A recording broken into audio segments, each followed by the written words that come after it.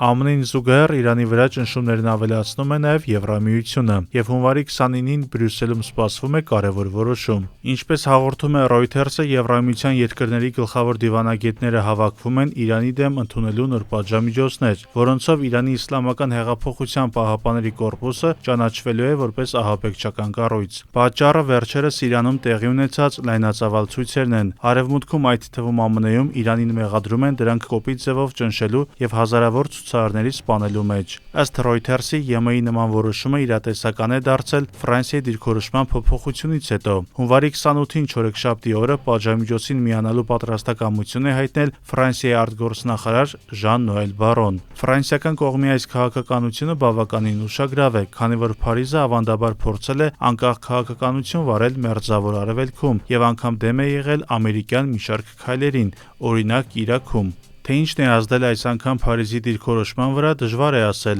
սակայն ամենայն հավանականությամբ Սիրիայի զարգացումների օրինակով ֆրանսիական կողմը ցանկանում է մերձեցնել իր դիրքորոշումը ԱՄՆ-ի հետ։ Միացյալ Նահանգները Իրանի Իսլամական հեղափոխության պահապանների կորպուսը ահաբեկչական ցանկ է մտցրել 2019-ին, իսկ դրանից մեկ տարի առաջ 2018-ին դուրս էր եկել Իրանի միջուկային ծրագրից, որի շուրջ Թեհրանի հետ համաձայնության էր հասել 2015-ին Բարաք Օբամայի կառավարման շրջանում։ Իրանի Իսլամական հեղափոխության պահապանների կորպուսը ԻՀՊԿ-ն իր անվանման համաձայն համարվում է Իրանի վարչակազմի հիմնասյուներից մեկը, որի վրա դրված է հեղափոխական արժեքների պահպանման հարցը։ Ի սկզբանե հենց այդ նպատակով է այդ կառույցը ստեղծվել եւ ներկայում շատ մեծ ազդեցություն ունի երկրում, գործելով նաև դրա սահմաններից դուրս։ Կորպուսի զինված ուժերը գործում են Իրանի բանակից անկախ, ենթարկվելով միայն Իրանի հեղափոխության առաջնորդին։ Իրանի հեղափոխության պահապանների կորպուսն ամբողջովին ներգրաված է Իրանի միջուկային, ինչպես նաև բալիստիկ հրթիռների ծրագրերում։ Թեմաներ, որոնց հարցում ԱՄՆ-ն, ինչպես նաև Իսրայելը